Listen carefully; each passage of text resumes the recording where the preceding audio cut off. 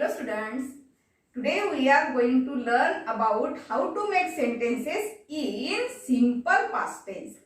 चला तर आज आपण काय करूया, सिंपल पास्ट टेन्स मध्ये वाक्य कसे बनवायचे ते बघायचे आपल्याला. तर सगळ्यात आधी आपण काय करूया, लेट अस सी कन्स्ट्रक्शन.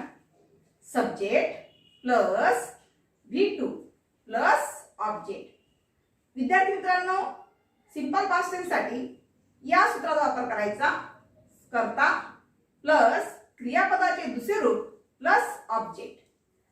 तर तुम्हाला पेपर मध्ये कशा प्रकारे विचारले येईल, एक तर यूज सिंपल पास्ट टेन्स म्हणून येत असते, किंवा आयडेंटिफाय द टेन्स म्हणून विचारले जात असते, तर किंवा write using simple past tense. अशा प्रकारचं तुम्हाला कोणत्याही प्रकारे पेपर मध्ये तुम्हाला विचारल्या जात असते.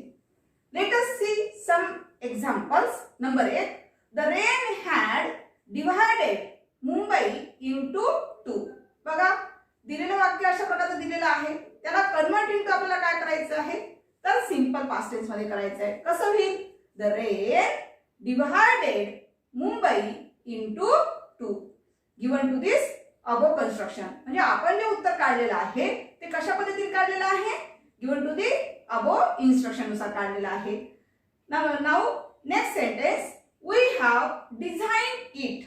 या वाक्यात बघा काय दिलेलं आहे, या वाक्यामध्ये सब्जेक्ट जो दिलेला आहे तो वी आहे. आपल्याला सब्जेक्ट घेतल्यानंतर डायरेक्ट क्रियापद दुसरं रूप घ्यायचं आहे. मग या ठिकाणी क्रियापद कोणतं आलेलं आहे, डिझाईन. तर डायरेक्ट आपण काय करायचं, त्या ठिकाणी क्रियापद दुसरं रूप घ्यायचं आहे. तर बघा याचं उत्तर कसं होईल, वी डिझाईन इट.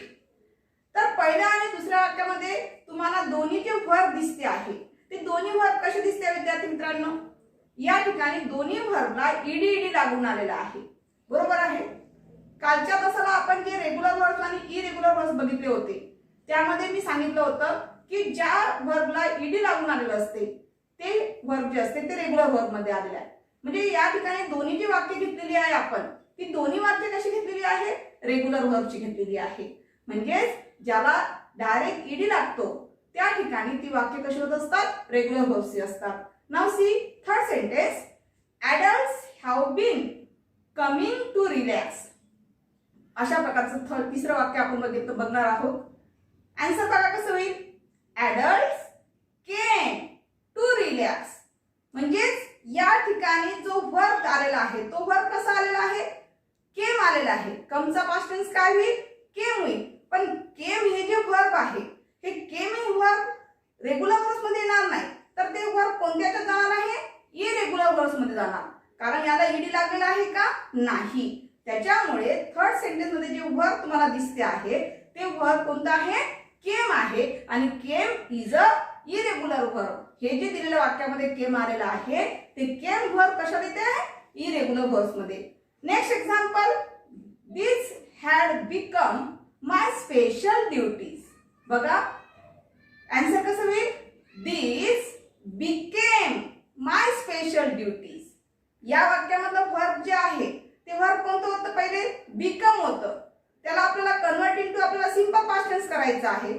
त्यामुळे ते उत्तर कसं झालेलं आहे की क्रियापदात दुसरं रूप घ्यावं लागेल. म्हणूनच आपण या ठिकाणी काय घेतलेलं आहे, this became my special duties. अशा प्रकारचे वाक्य तयार होईल. Next example, the girls sing sweetly. दिलेल्या वाक्यामध्ये वर्ब कसं दिसते आहे, प्रेझेंट टेन्स मध्ये दिसते आहे. याला आपल्याला convert into simple past tense करायचं आहे. तर या ठिकाणी कसं होईल बघा, द गर्ल्स सॅंग स्वीटली. जे वर्ब आहे हे वर्ब सुद्धा कसं आहे, क्रियापदाचं दुसरं रूप घेतलेलं आहे. सिंगचा पास्ट टेन्स काय होईल, सॅंग होईल, नाही का. Now next example, they all tell the same story. दिलेलं वाक्य कुठल्या टेन्स मध्ये दिसते आहे, simple present tense. Why, because given the sentence the verb is present form. पहिलं रूप दिलेलं आहे क्रियापदाचं, म्हणून ते सिंपल प्रेझेंट टेन्स झालेलं आहे. आपल्याला काय करायचं आहे, सिंपल पास्ट टेन्स कन्वर्ट करायचं आहे. म्हणजेच कसं होईल विद्यार्थी मित्रांनो, बघा, they all told the same story. टेलचा पास्ट टेन्स काय घेतला या ठिकाणी, टोल्ड असा घेतलेला आहे. Now next, I drink coffee in the morning. बघा याचं कसं होईल, या वाक्यामध्ये ड्रिंक हे वर्ब आलेलं आहे, याचा आपल्याला काय घ्यायचं आहे, क्रियापदाचं दुसरं रूप घ्यायचं आहे. म्हणजेच कसं होईल, I drank coffee in the morning. Number next, he had asked a question. दिलेलं वाक्य हे पास्ट परफेक्ट टेन्स मध्ये आहे. आपल्याला कन्वर्ट इनटू कशामध्ये करायचं आहे, सिंपल पास्ट टेन्स मध्ये करायचं आहे. कसं होईल, ही आस्क्ड अ क्वेश्चन. अशा प्रकारचं वाक्य आपलं तयार होईल.